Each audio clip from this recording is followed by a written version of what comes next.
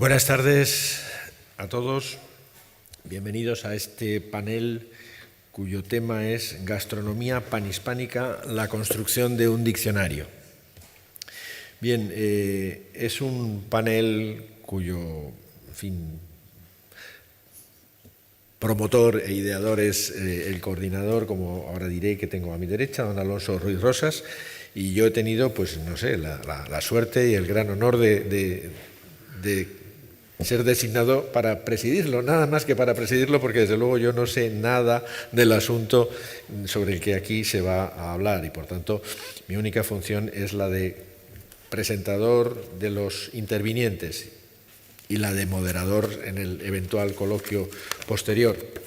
Bien, entonces empezando por el coordinador, don Alonso Ruiz Rosas es arequipeño y probablemente una de las personas que más lamenta que el Congreso no se celebre en Arequipa, porque creo que puso en la idea muchísimo empeño y muchísima ilusión.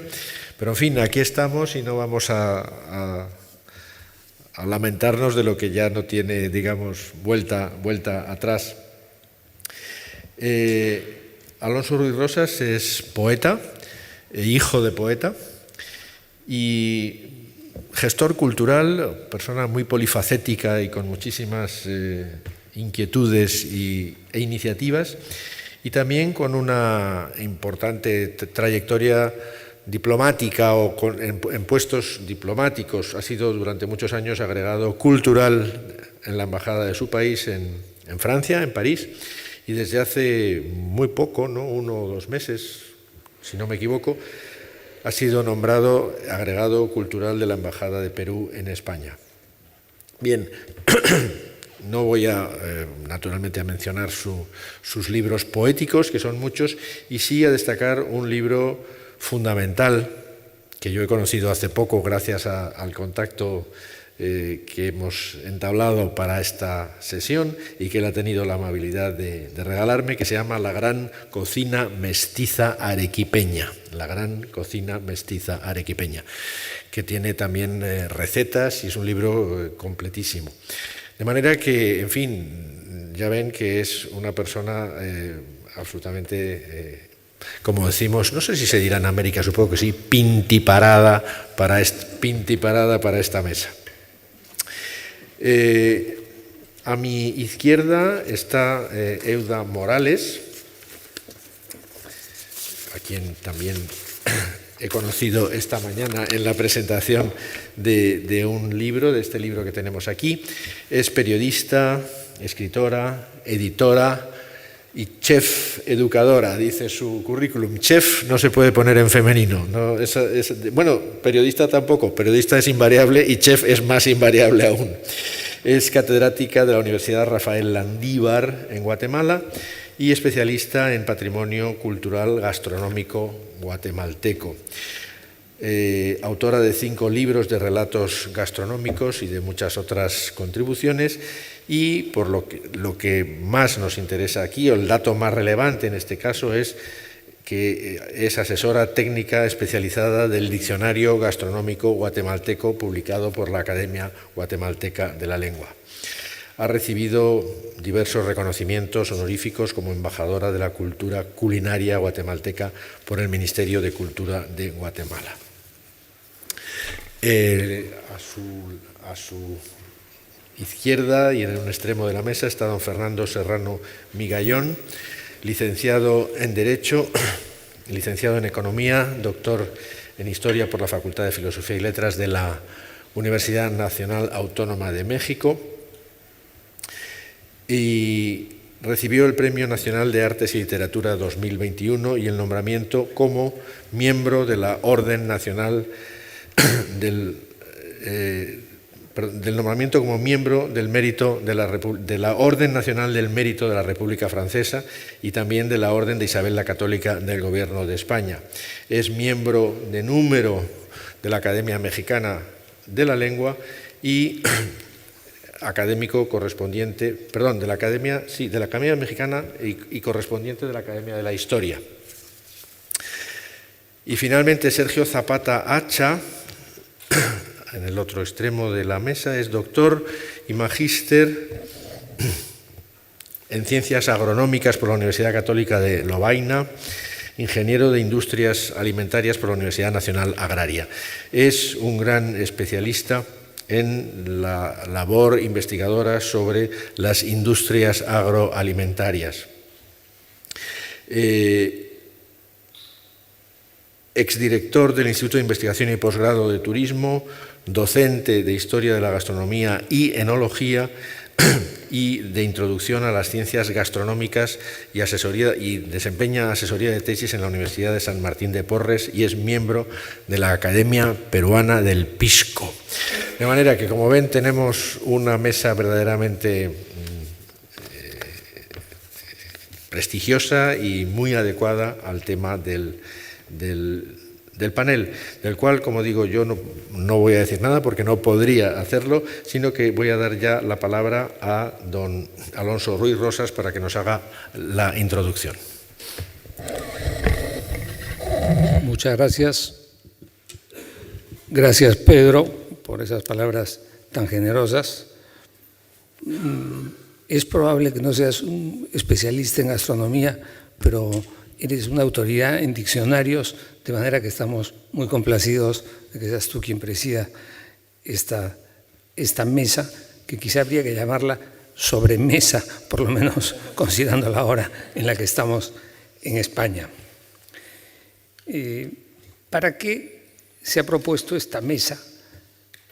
Dicho sea de paso, quisiera precisar que efectivamente lamento que el Congreso no haya podido realizarse en Arequipa y que acepté coordinar esta mesa, a pesar de que inicialmente me pareció que como coordinador que era yo de ese Congreso del lado peruano no me correspondía estar en una mesa, pero ante la insistencia generosa de la Real Academia y del Instituto finalmente acepté con mucho gusto. Y aunque lamento que el Congreso no se haya realizado en Arequipa, estoy muy contento de que se haya realizado tan exitosamente en Cádiz y además estoy seguro que el próximo Congreso sí se realizará en Arequipa.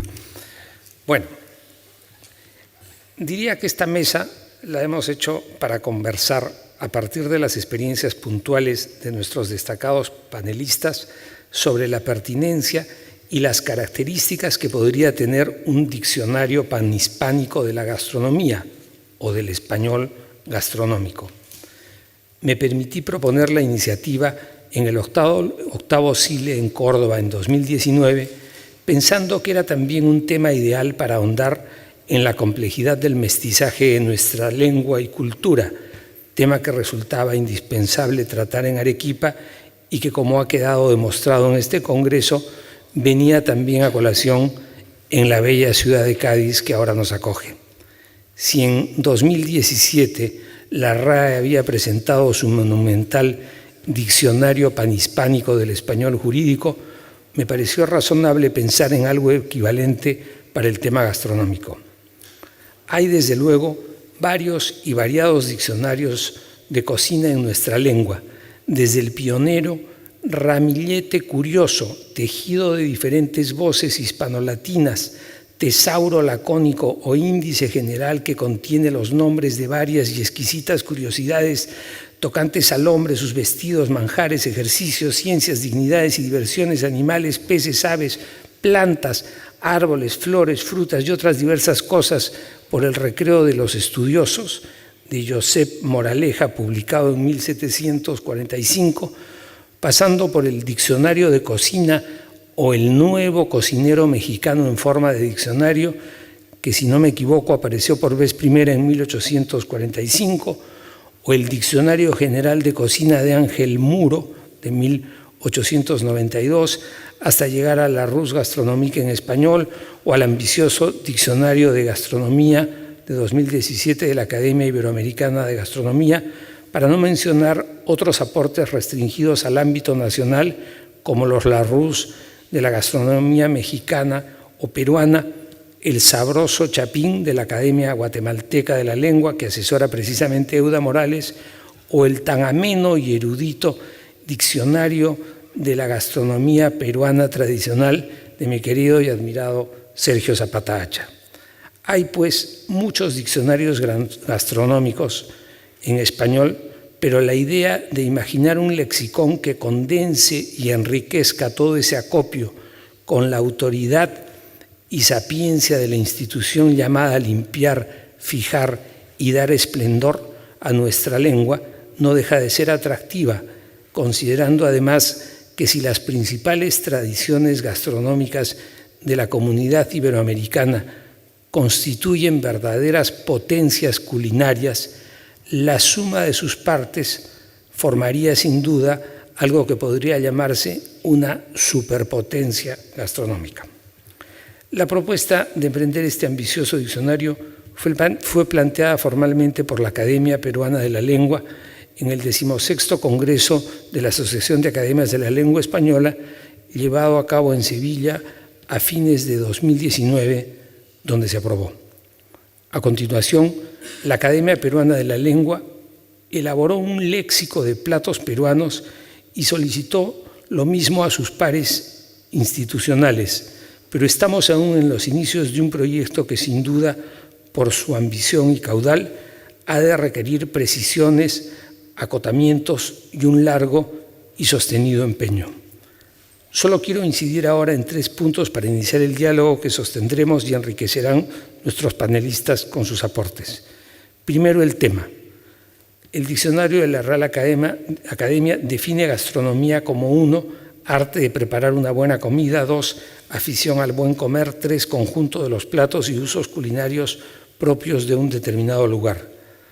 Creo que un diccionario como el propuesto debería entender la gastronomía como lo que algunos llaman cultura culinaria, es decir, productos, técnicas, utensilios, platos y formas de consumo. Segundo, el mestizaje y el llamado diálogo intercultural. Un diccionario de esta naturaleza permitiría poner en evidencia el considerable aporte a nuestra lengua común de las lenguas originarias de América y, en menor medida, de otras lenguas. Sería pertinente considerar los delicados asuntos de las etimologías y de la evolución o migración de las voces con límites claros. Hay también un acervo de localismos cuya inclusión merecería clarificarse. Tercero, las definiciones. ¿Cuánta información debe consignarse a la hora de definir un plato, una técnica culinaria o un producto? Debe tenerse en cuenta, por ejemplo, el origen de los productos, cuánto debemos incidir en las etimologías, etcétera. Me parece que el panel puede aportar algunos criterios para la construcción de ese posible diccionario. Su elaboración resultaría sin duda laboriosa, pero su utilidad y éxito podrían también ser considerables. Es evidente que detrás de las palabras y sus definiciones surgen puertas y ventanas para apreciar las prácticas culinarias de otras culturas. Si, por ejemplo, buscamos la palabra pachamanca, según el Diccionario de Americanismos de Asale, del quechua pacha general y manca olla, en Perú, Bolivia y Ecuador, plato típico que se prepara bajo tierra en un hoyo calentado con piedras al rojo vivo, donde se incluyen diferentes carnes, tubérculos y vegetales y se cubre de tierra para su cocción. Estamos atisbando también una práctica andina ancestral, y si pensamos en tantas otras recetas, tortilla de patatas o copa, ceviche, chupe de camarones, chicha morada y un larguísimo, etcétera, estamos constatando el cruce preciso de técnicas y productos culinarios que, a propósito de mestizajes, invitan también a recordar los versos del fraile peruano Francisco del Castillo, conocido como el ciego de la Merced, que dicen: si de distintos licores 2 vasos mezclas, es cierto que el deshacer su micción es un imposible intento. Si esto hace una mezcla sola que consideres pretendo, en tantas repeticiones de mezclas como tenemos, la dificultad que hubiera para nuestro apartamiento. Muchas gracias.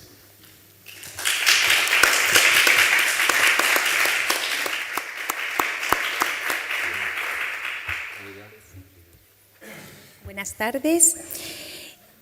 El título de mi ponencia es Gastronomía panhispánica, el nacimiento de un diccionario, una época para el paladar. La gastronomía es la elevación de la cocina a nivel de técnica, rito, ciencia, identidad y arte. Uno de los destinos de la cocina es convertirse en un acto social que implica el hecho de compartir los alimentos. El hombre ha transformado la alimentación a través de la historia, imprimiéndole su sello particular según cada cultura. Además, la ha hecho partícipe de importantes rituales. La forma de elegir ciertos alimentos, prepararlos y consumirlos de determinada forma y dentro de un contexto específico definen las sociedades. En Guatemala, al igual que en otras latitudes, la riqueza del lenguaje gastronómico procedente de la tradición prehispánica y colonial que se produjo gracias al intercambio de productos, formas de cocinar y técnicas usadas en cada cultura como un diferenciador e integrador de la cocina en ambos continentes. La redacción de un diccionario enciclopédico, en este caso del sabor chapín,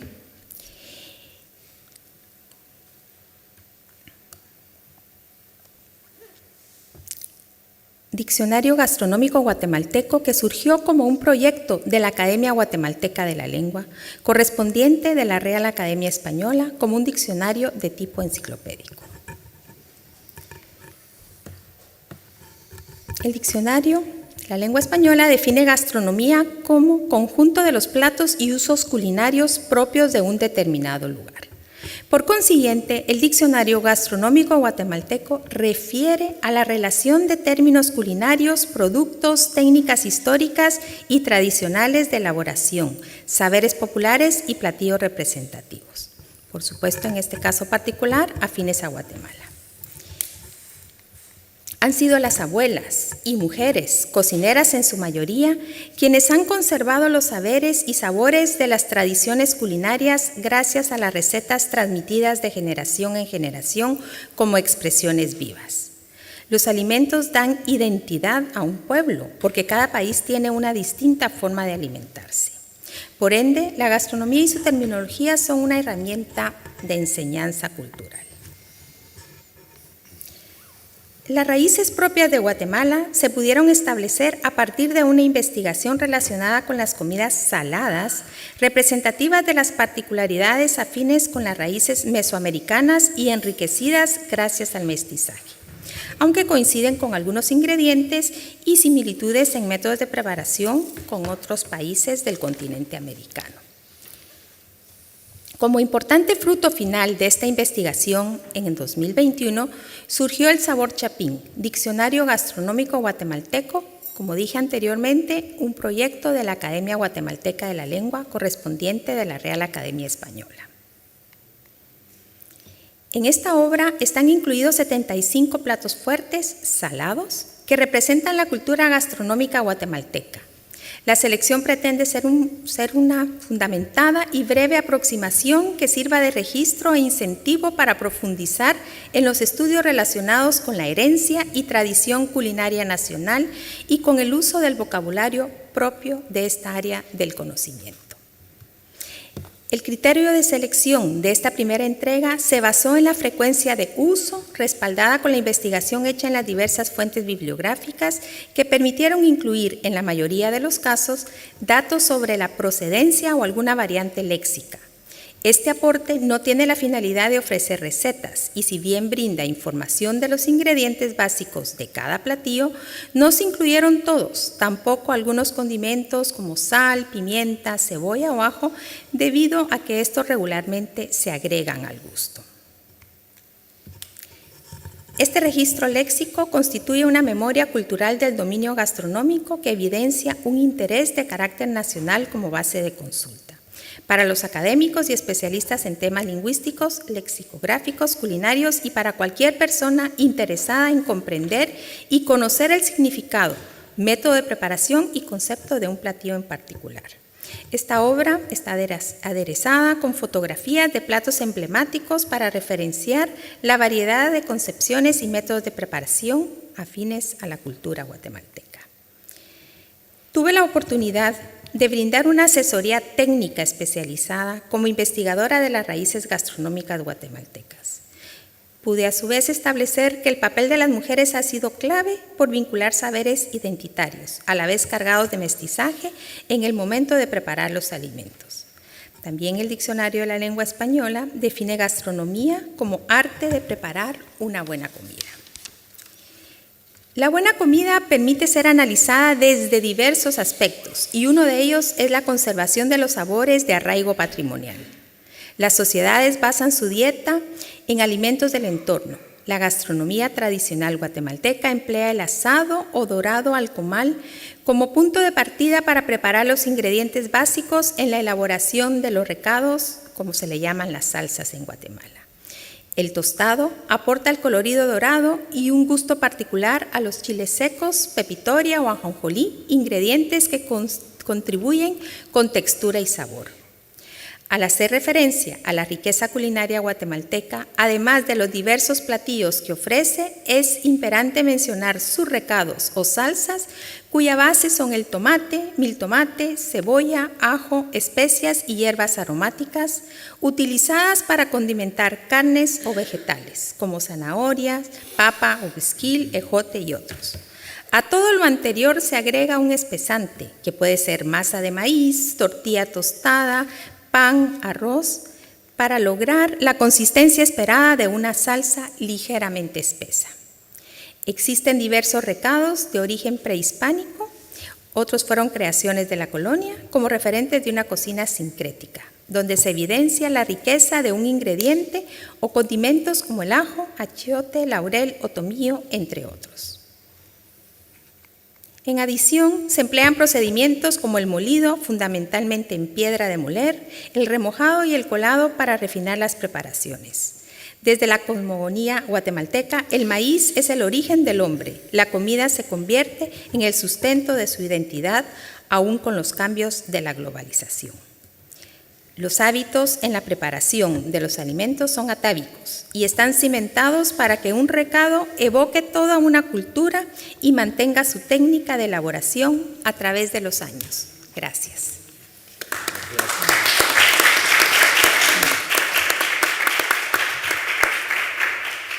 Muchas gracias, Euda.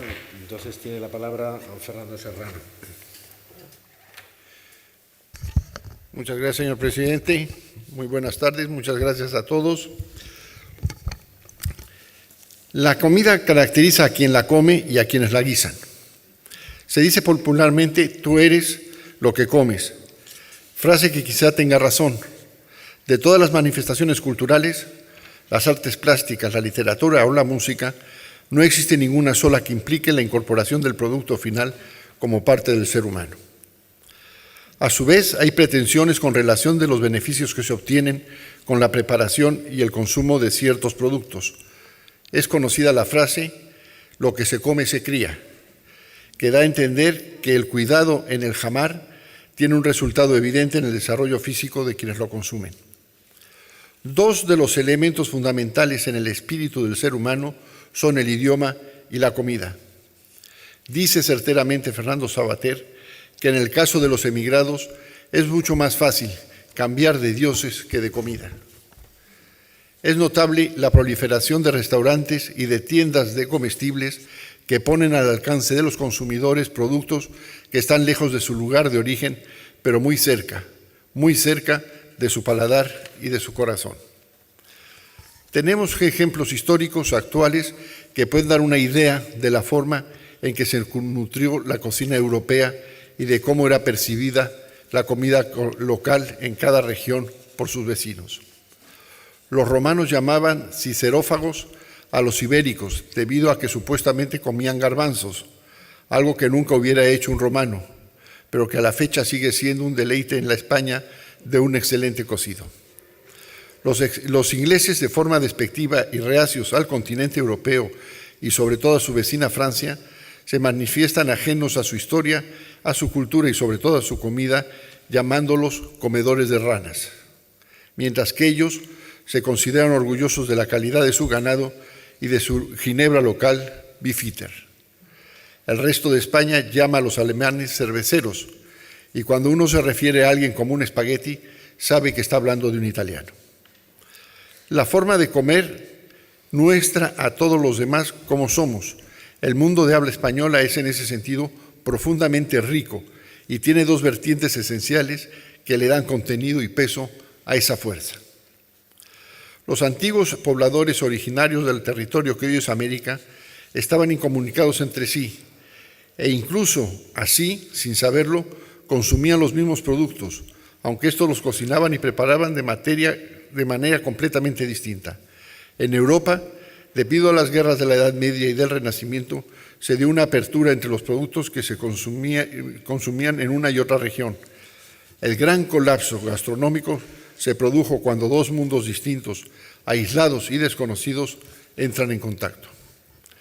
Las culturas originarias de América aportarán a Europa una cantidad inmensa de productos que se generalizarán y compartirán entre los europeos, muchas veces sin saber cuál es su origen. Para tener una idea solamente de algunos de ellos: chocolate, cacahuate, papa, tomate, pimiento, aguacate, maíz, pero la lista es mucho más larga y muchísimo más rica.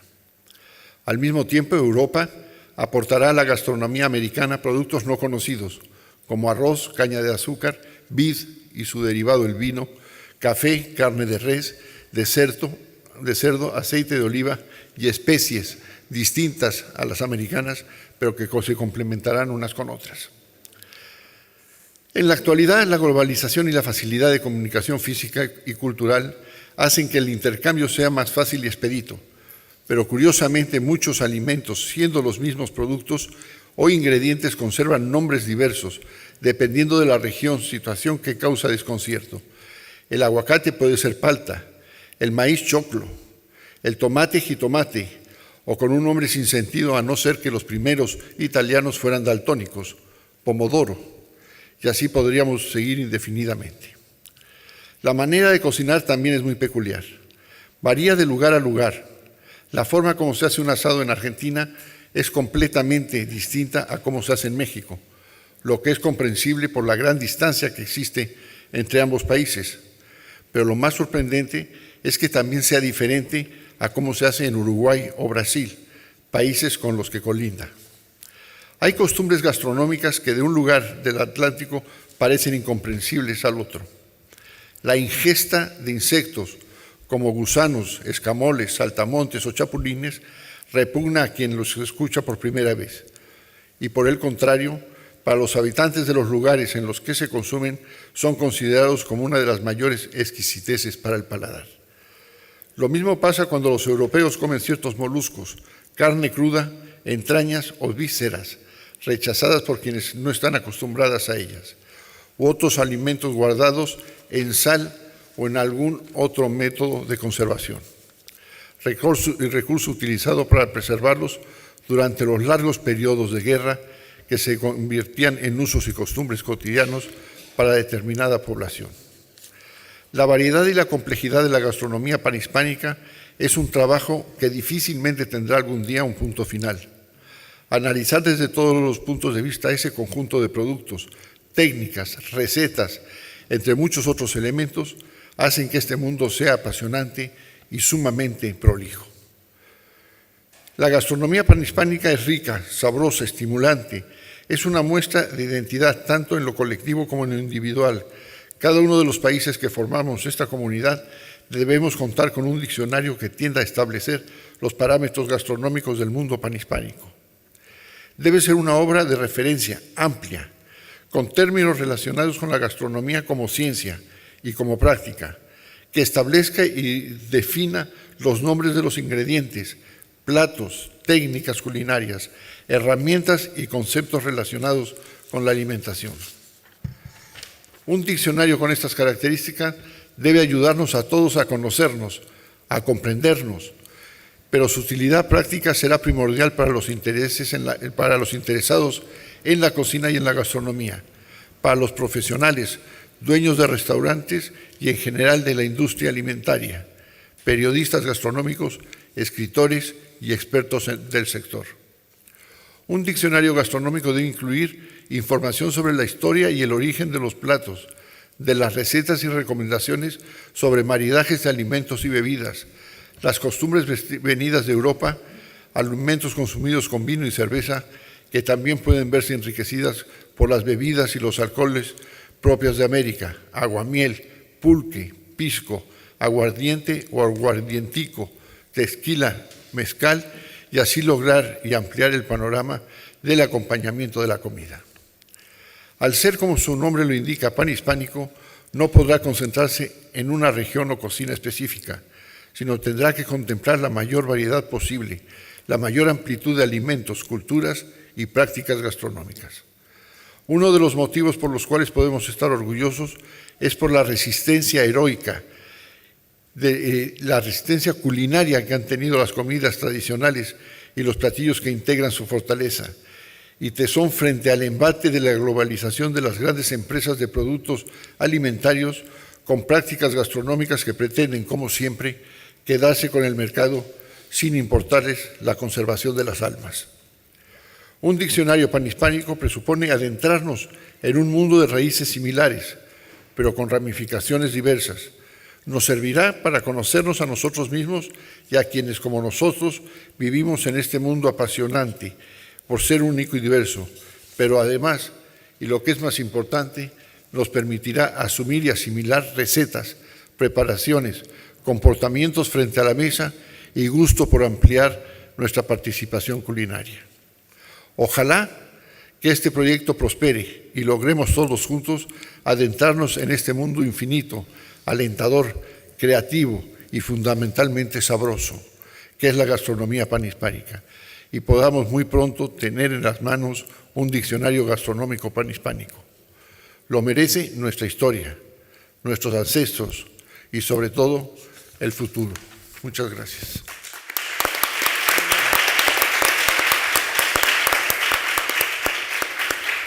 Muy bien, muchas gracias, don Fernando. Y por último, don Sergio Zapata tiene la palabra. Bueno, primero, buenas tardes. Segundo, agradecer a los organizadores por haberme invitado. Y tercero, sin querer tomar un rol protagónico, de alguna manera es inevitable que lo sea, porque lo que quiero transmitir y compartir con ustedes es cómo hice un diccionario de gastronomía de mi país. Entonces voy al grano. A manera de introducción, comienzo así. Bueno, ahí está la carátula. Hace ahora algo más de 50 años que inicié mi carrera de ingeniería de alimentos, trabajando en proyectos agroindustriales, para luego especializarme en cuestiones relativas a los aromas de frutas y a las vitaminas. Sin embargo, mi interés por la cocina y la convivialidad social en la mesa corría paralelo a la tecnología alimentaria. Si bien al principio las lecturas acerca de la logística de la alimentación en campañas militares o de episodios de historia de la gastronomía eran un complemento, estos temas despertaban para mí mucha curiosidad, resultando en apuntes que poco a poco fueron tomando mayor dedicación en tiempo y análisis.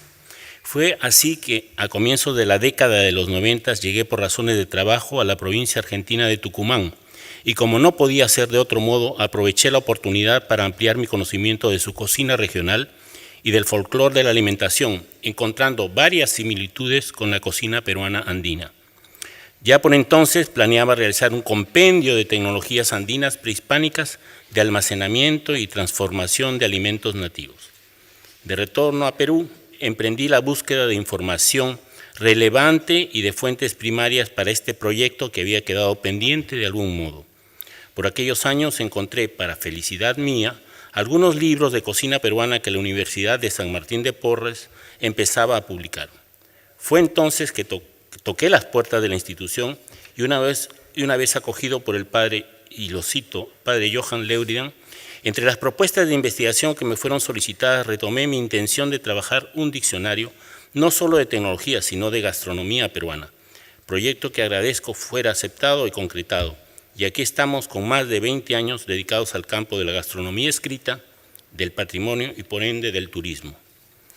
Cocina peruana, voy a hacer una síntesis de lo que estimo es la cocina peruana. En lo que hoy día es el territorio de la República del Perú, surgiría a lo largo de 5 siglos y dentro de un contexto histórico siempre convulso, una gastronomía que es el resultado del continuo mestizaje de creatividad y necesidades conjuntas básicamente de 2 culturas y cocinas, la del antiguo Perú y la española. La primera abarcaba a su vez las cocinas que formaban parte del Tahuantinsuyo inca, y la segunda, sobre todo al inicio, estuvo representada por las prácticas culinarias andaluza, castellana y extremeña.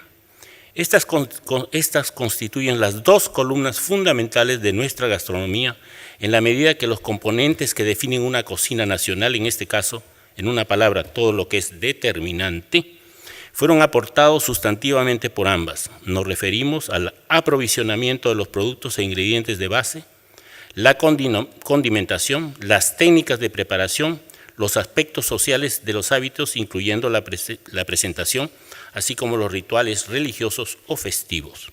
Cierto es que hubo influencias anteriores. Mencionaremos, por ejemplo, la herencia de griegos, romanos, visigodos, árabes y judíos de un lado, así como el legado de las culturas preincaicas y en menor medida de mayas, aztecas y caribes del otro.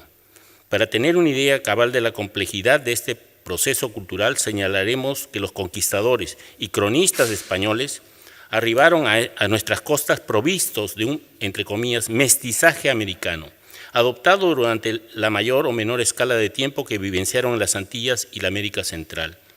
Como uno de los resultados, se tuvo que varios de los nombres quechuas de productos fueron sustituidos por otros de origen centroamericano. Una vez transcurrido el periodo colonial y ya en el periodo republicano, este mestizaje cultural se manifestaría gastronómicamente mediante una gama de tonalidades culinarias que van, por ejemplo, desde la autóctona chicha, el mestizo chupe de camarones arequipeño y la híbrida papa a la huancaína, hasta el esencialmente europeo arroz con leche. La llegada de europeos y asiáticos que por diversos motivos se han dado en nuestro país han contribuido con nuevos productos y una oferta de restauración cosmopolita en los centros urbanos. Pero o bien estas cocinas de inmigrantes han sido parcialmente influidas por la gastronomía nacional, o bien han mantenido básicamente el carácter de identidad y la denominación que les son propios. No consta, por lo menos en la cocina peruana tradicional, una influencia relevante por parte de estas cocinas, lo que no significa que no haya habido intercambios, siendo estos aún accesorios.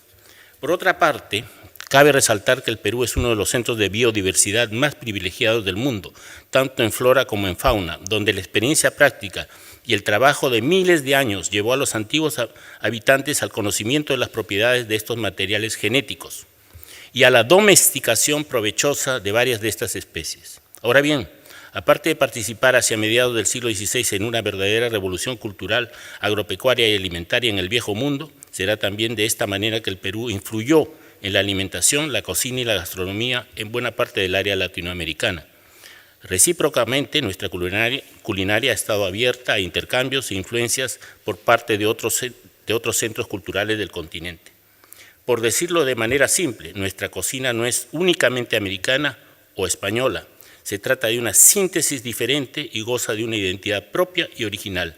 En realidad deberíamos hablar de las cocinas peruanas, pues el regionalismo traducido en diversidad se ejerce a plenitud en materia culinaria. A mediados del siglo XIX, los conceptos de nación y de pertenencia cultural, incluida la cocina, se van a manifestar y afirmar en un proceso, entre comillas, de toma de conciencia nacional de la expresión culinaria, alcanzándose una etapa gastronómica que denominaremos clásica, entre fines del siglo XIX y mediados del XX. Actualmente asistimos a un periodo de transición culinaria, donde encontramos tanto la innovación y sustitución como la valoración de lo auténticamente tradicional y regional. El porqué y el cómo del diccionario. Una de las motivaciones más fuertes, si no la más importante para realizar el inventario de nuestra cocina, fue el registro con fines de conservación de este valioso patrimonio que hasta entonces se encontraba disperso. En consecuencia, la razón del Diccionario de Gastronomía Peruana Tradicional se fundamentó en la necesidad de contar con una relación o compendio de cultura gastronómica peruana que nos permitiera conocer más acerca del origen, evolución y características de este patrimonio.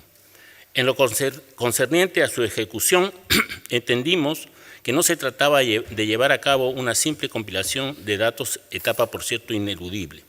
Para este fin fue necesario plantear un trabajo sistemático de largo aliento, analizando cada contenido seleccionado, comparando testimonios, textos inéditos, ubicando en ciertos casos aquellos cuyo paradero nos era desconocido, yendo durante años en busca de la receta o del dato preciso, y lo que consideramos primordial, destilando lo esencial, extrayendo lo valedero de cada documento para cada tema tratado.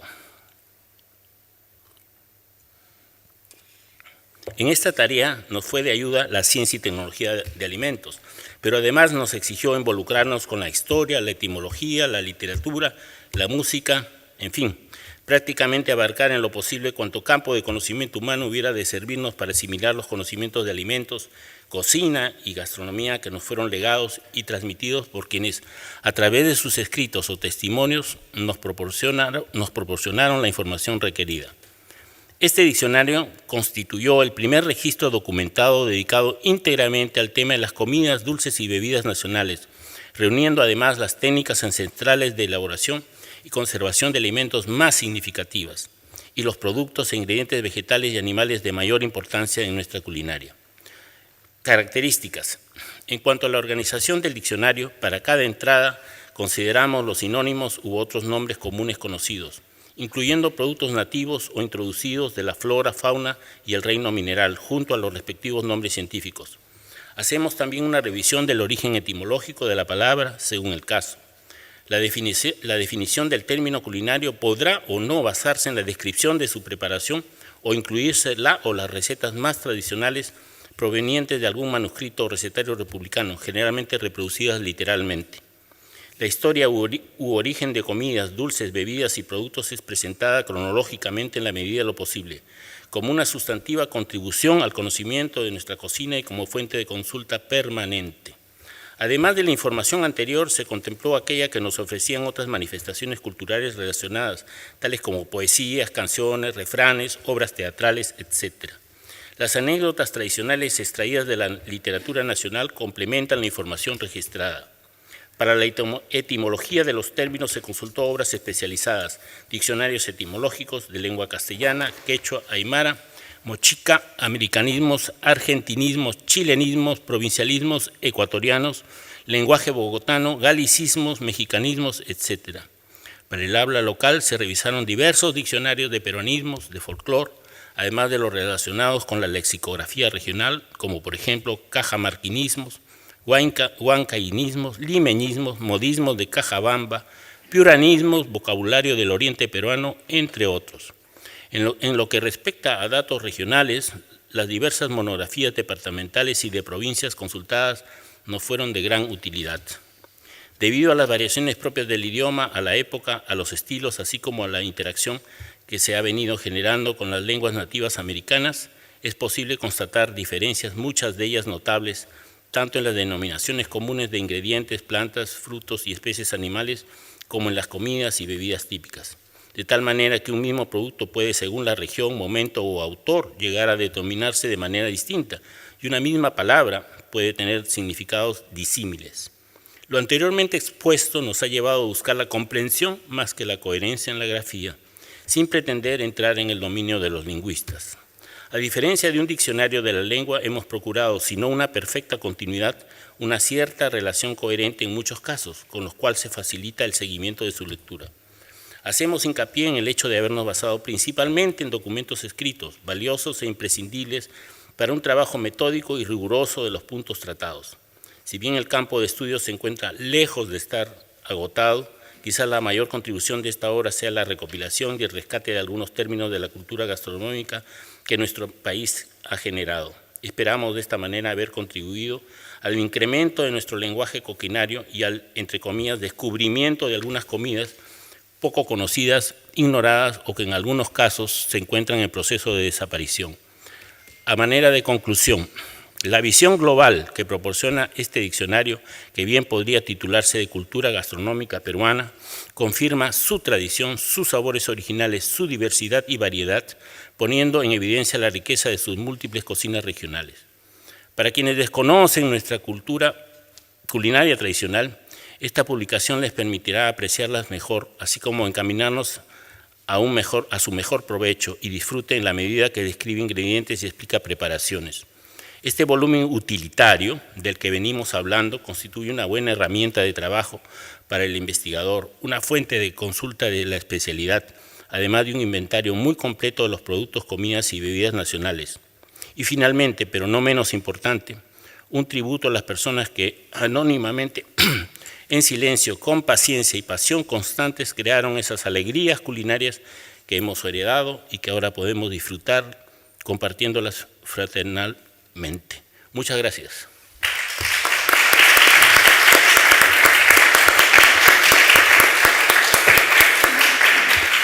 Muy bien, muchísimas gracias a los cuatro ponentes y según mi reloj tenemos exactamente 25 minutos para hacer un debate, que es bastante para lo que suele ocurrir otras veces, de manera que yo creo que lo mejor va a ser que don Alonso Ruiz Rosas sea más bien el moderador, puesto que conoce mucho mejor el asunto.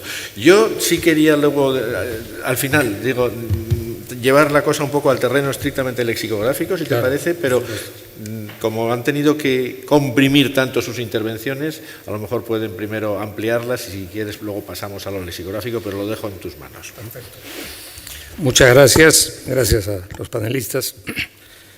Lo primero que veo es que la idea de hacer el diccionario creo que tiene mucha acogida, pero la tarea es abrumadora, casi es monstruosa, por lo que me doy cuenta. Supongo que Pedro debe estar un poco aterrorizado, como yo, pero en cualquier caso, creo que en estas exposiciones, por ejemplo, Fernando ha sido muy claro en subrayar todo lo que debe contener ese diccionario, que desde luego no se puede limitar a un listado y descripción de platos, sino a muchas más cosas, y me ha parecido muy importante también que se refiera a la trascendencia de contar con una herramienta de esta naturaleza, no solo para los especialistas de la gastronomía, sino por su impacto en lo económico, en los cultivos, en la agricultura, la ganadería, pesca, etcétera, etcétera, áreas de enorme importancia para el desarrollo de los pueblos y que efectivamente en muchos casos sufren también embates que son pues indeseables y que una herramienta de esta naturaleza podría ayudar a fortalecer. Creo también que dentro de lo que se ha planteado el tema de la recuperación de antiguos procesos, recetas, procedimientos, técnicas pre- y posthispánicas son muy importantes. Igualmente, estos vínculos, como señaló el ingeniero Zapata Hacha, a veces entre cocinas nacionales y regionales con sus vecinos. En su experiencia tucumana queda claro el hallazgo pues, de vínculos que a veces una cierta, digamos, un exceso de introspección nacional hace que uno se olvide que hay fórmulas muy parecidas en países vecinos o inclusive en otros países. Y entonces creo que tener conciencia de eso también es algo a lo que contribuiría mucho un diccionario de esta naturaleza. Me parece interesantísimo tocar el tema de las etimologías. Sé que es un terreno muy difícil. Me consta el esfuerzo que ha hecho Sergio Zapata Hacha en su diccionario por tratar de precisar las etimologías de muchas palabras de lenguas prehispánicas nuestras, pero sé que es un tema difícil. Hay también una serie de ideas preconcebidas o simplemente de informaciones que circulan que no son muy exactas. Pondré, por ejemplo, el caso del arroz. Mucha gente cree que el Perú es un país que consume mucho arroz como guarnición y que el arroz llegó con la influencia china, cuando en realidad el arroz llegó al Perú de manos de los españoles. Por eso hay tantos platos tradicionales de arroz que no tienen nada que ver con las costumbres culinarias chinas, que desde luego enriquecieron también nuestra cocina. Lo que sí entiendo que se convirtió en un uso corriente a partir del siglo XIX es usar el arroz como guarnición, como hacen los chinos, como hace la comida china, pero preparando el arroz a la manera española, que llegó entonces, que era el famoso arroz con manteca. Hay también un plato del cual los peruanos nos sentimos muy orgullosos, que es un plato sabrosísimo del norte, de donde es el ingeniero Zapata Hacha, que es el famoso arroz con pato, que es un plato pues, que se hace con uno de los 5 animales que fueron domesticados en el Perú prehispánico, pero gracias a un amigo que es un estupendo aficionado a la cocina y que es valenciano, me he enterado que en Valencia había también, o hay todavía, un arroz con un tipo de pato, más bien silvestre o algo así, que tiene una relación con este plato. Entonces, creo que una propuesta de este tipo permitirá también ahondar en el tema de los mestizajes, que es algo que sin duda caracteriza a todas nuestras cocinas regionales, nacionales, y a ese gran proyecto que es la cocina, este diccionario panhispánico de cocina. Podemos decir que, por ejemplo, la famosa ocopa, la salsa por excelencia, la comida arequipeña, pues es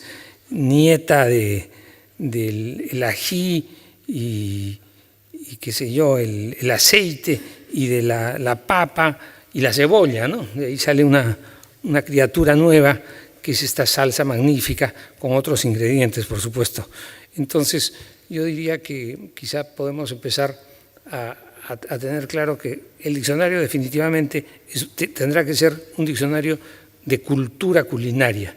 Es una labor enorme, pero creo que hay que acometerla. Euda, ¿quieres intervenir o quieres decir algo más? ¿Quieres añadir algo más a...? Bueno, sí, en el sentido que creo que estamos de acuerdo de la necesidad de este diccionario a nivel panhispánico, pero quisiera pues agradecer la oportunidad y el trabajo que ya se ha hecho, que han hecho varios países, que es un adelanto, porque como bien se explicó, es cierto, el tema del diccionario es sumamente necesario, pero va de la mano, como también quedó plasmado, de ese resguardo patrimonial que es tan importante, porque de otra manera, por lo menos las nuevas generaciones posiblemente ya no conocen estos términos, y entonces para mí eso también le da un valor adicional. No, bueno, cada vez que uno de nosotros participa nos damos cuenta de la labor cada vez más complicada, porque hay una tercera raíz de la que se habla poco, que es la raíz negra, sobre todo en el Caribe. Muchos de los platos de origen cubano o de la costa continental de Venezuela, de Colombia, tienen un origen clarísimamente de raza negra. Y en México también, todo lo que es el estado de Guerrero tiene muchísima influencia de este tipo de cocina que mezcla frijoles con el arroz y tienen un producto distinto al resto de la República. Y luego, sobre todo México, pero yo creo que toda América ha sido un crisol de culturas. Si creemos en la teoría de los pobladores de América que llegaron por el estrecho de Bering, todo el sur de América se fundó, se habitó a través de México. Los españoles entraron a América a través de México o a través de Cuba y México. Europa conoció Oriente realmente a través de la nao de China que salía de Acapulco, y eso ha dejado una infinidad de raíces culinarias. Luego el intercambio con países europeos de forma pacífica o de forma no pacífica, como los piratas. Hay platos típicos en Yucatán donde los piratas holandeses estuvieron muchísimo tiempo. El queso relleno, que eran los quesos holandeses que por la temperatura, el calor que hay, no les quitaban la cobertura de cera, sino que los iban cortando hasta que quedaban prácticamente vacíos, y ya cuando estaban vacíos sí les quitaban la cera y los rellenaban de carne con algún tipo de... o todavía lo siguen rellenando, entonces quedaba la costra fundida con el relleno. Pero bueno, tenemos influencias de todo el mundo, pero el resultado es distinto, es completamente distinto. Ninguno de estos platillos se podía identificar claramente con un país de los que se tomó la idea original, pero que en la actualidad son productos completamente distintos. Y eso es lo que hace la riqueza del diccionario. Hay otra cosa que también debe contar en el diccionario, que son las medidas. Una onza en la colonia mexicana era distinta a como se contaba en Perú, el peso era distinto. Y hay otras que no son cuantificables. Una jícara de aguamiel, un un cascarón de armadillo, de pulque. Habría que ver qué es lo que queremos decir o qué es lo que querían decir. Y luego también yo creo que estamos frente a un diccionario dual, un diccionario histórico de qué es lo que pasó, y muchas de estas recetas son impracticables hoy en día. Entonces hay un diccionario histórico que vale la pena saber qué pasó, y yo creo que a muchas mujeres dedicadas a su hogar en cualquiera de nuestros países, les pedimos en este momento que hagan un platillo tradicional como un mole en metate a mano, con el grito en el cielo, y no se puede hacer. Entonces hay que ver dentro de lo que se tiene, qué es lo que sigue siendo vigente y qué es lo que sigue siendo válido. Muy bien, muchas gracias. Y finalmente, Sergio, ¿quieres añadir algo o pasamos directamente al coloquio? Bueno, yo iba a plantear algunos problemas, pero solamente con oír lo que habéis dicho, ya esos 2 o 3 problemas se convierten en 6, 7 u 8, ¿no? Lo cual, bueno, siempre suele ocurrir cuando se abordan proyectos lexicográficos. Si les parece, entonces voy a sencillamente lanzar una serie de problemas, de interrogantes que a mí me plantearía desde el punto de vista de la lexicografía este diccionario. Primero, ¿qué incluye? Es decir, ¿qué tipo de términos se incluye? A mí se me ocurren, por lo que he oído aquí, pues 4 o 5, ¿no?, conceptos o conjuntos. Primero, productos e ingredientes. Segundo, técnicas, utensilios y finalmente platos. Y probablemente me dejo más cosas fuera. Bueno, pues sobre todo me parece que Formas de consumo. Formas de consumo, bien. Y entonces, los primeros, los productos o ingredientes y los platos me plantean bastantes problemas. Sobre todo los productos e ingredientes, porque se convertiría en un repertorio prácticamente del mundo vegetal y del mundo animal extensísimo, comestible y que tenga usos en cocina. Y el de los platos, sobre todo, porque hay una cosa que me pregunto: ¿hasta dónde llegaría la extensión de cada artículo? Es decir, no creo que llegase a darse la receta, ¿no?, sino porque eso tendría un componente ya bastante más complicado, ¿no? Sería una descripción que no llegara al nivel de la receta. De los problemas que habéis añadido después, bueno, la dimensión histórica, excuso decir que a mí me parece interesantísima, pero lo complica bastante, ¿no? Y va unida también a otra cuestión, ¿no? Digamos, para mí el ideal sería que ofreciera documentación, ¿no?, documentación escrita, pero eso es bastante complicado, o por lo menos, bueno, cuando no haya documentación escrita, testimonios orales, ¿no? La cuestión de las etimologías, pues es muy, muy fascinante, pero muy difícil, desde luego. La etimología es una ciencia verdaderamente ardua, ¿no? Y finalmente, eso no lo había yo previsto, pero es muy complicado, el de las medidas, ¿no?, el de las unidades de medidas, que son, como sabemos, pues diferentes de históricamente y geográficamente, ¿no? O sea que problemas muchos, pero bueno, la vida está hecha para afrontar los problemas, ¿no?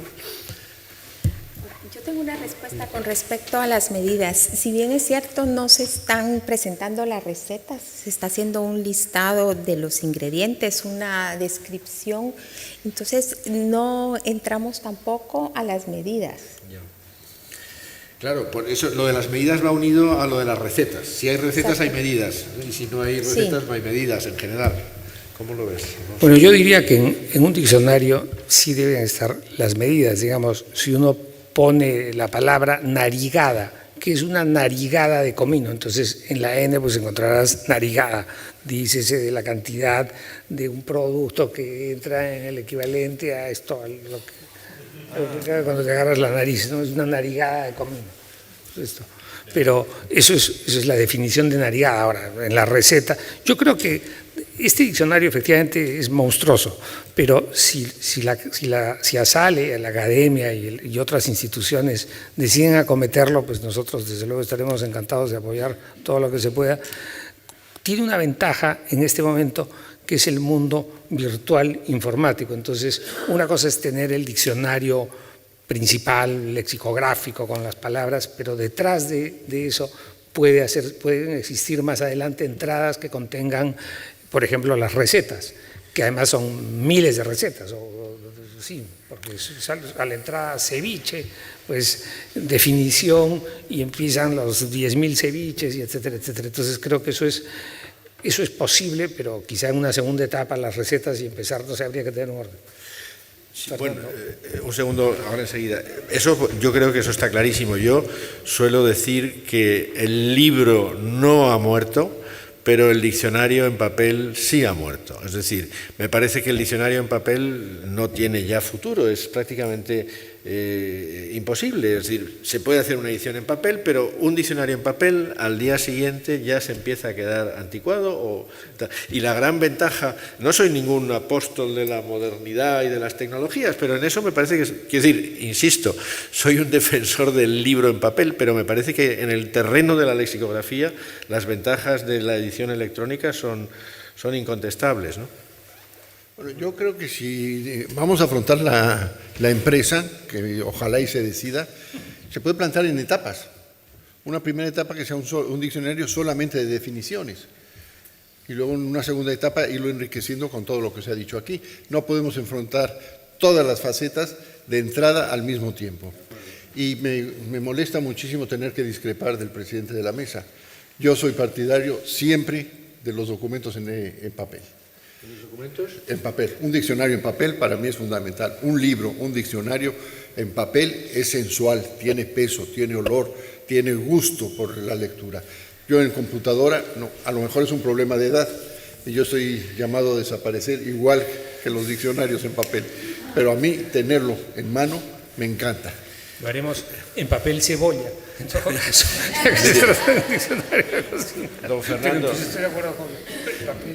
Don Fernando, yo soy igual de conservador que usted, igual de nostálgico de otros tiempos que usted, pero creo que en ese terreno hay que rendirse a la evidencia, y lo hago a regañadientes. Que lo hagan los jóvenes. Bueno, pues que para eso son jóvenes. Bueno, Sergio. Primero que para ese megaproyecto yo pienso que es evidente la necesaria participación de todos los países hispanohablantes, ¿no? ¿Cierto? Eso es algo fundamental y de inicio. Y segundo, bueno, se puede ir poco a poco, porque la experiencia que tengo, y bueno, nuevamente tomo la experiencia, no me queda otra, ¿no? Yo nunca pensé hacer un diccionario, jamás. Pero creo que uno comienza poco a poco y eso va sumando y a la larga pues puede tener un compendio bastante interesante. Y también partir de una base, la cocina la podemos dividir en 4 elementos fundamentales, cualquier cocina, de cualquier índole: los productos, la forma de acopio, la forma el aprovisionamiento, las preparaciones, la condimentación, que es lo más importante. Esos sabores son los que nos van a dar identidad a todas las cocinas, es igual, y la parte social. Entonces, atacar esos 4 puntos importantes creo que podría ser un buen inicio. Volviendo un momentito a lo del soporte, fíjense, en las previsiones para la 24ª edición del Diccionario de la Academia son que se publique en 2026 y fundamentalmente en versión electrónica. Se está diciendo también que habrá una edición en tirada corta para coleccionistas, es decir, que realmente el objeto diccionario va a ser un objeto ya pues un poco minoritario, pero me parece muy bien, lo comparto plenamente, don Fernando. Únicamente que hay que tener en cuenta que esa edición en papel al día siguiente de publicarse ya se quedará anticuada, es decir, o será más incompleta que la publicada en la red. A los nostálgicos como don Fernando y yo lo tendremos muy al alcance de la mano, pero la mayor parte de los usuarios supongo que lo consultarán en la pantalla. Pero si me permites, yo creo que en realidad se pueden hacer ambas cosas. Claro. ¿Qué es lo que ha pasado precisamente con el diccionario panhispánico del español jurídico? Hay una edición física y hay una edición virtual que se va alimentando todo el tiempo. Este diccionario podría tener, cuando nazca, una edición física, ir incrementándose en una edición virtual y cada 30 años volver a tener una edición física. Además, la primera edición física tendrá un valor porque será la primera edición física del Diccionario Panhispánico de Gastronomía, y el que la tuvo pues dejará una significativa herencia a sus descendientes con ese ejemplar, salvo que lo hayan usado mucho y el pobre termine manchado de grasa, grasiento, y en fin, yo no se puede usar más, pero esperemos que eso no suceda. Tenemos todavía 5 minutos, si alguien quiere decir algo más, venga, por favor.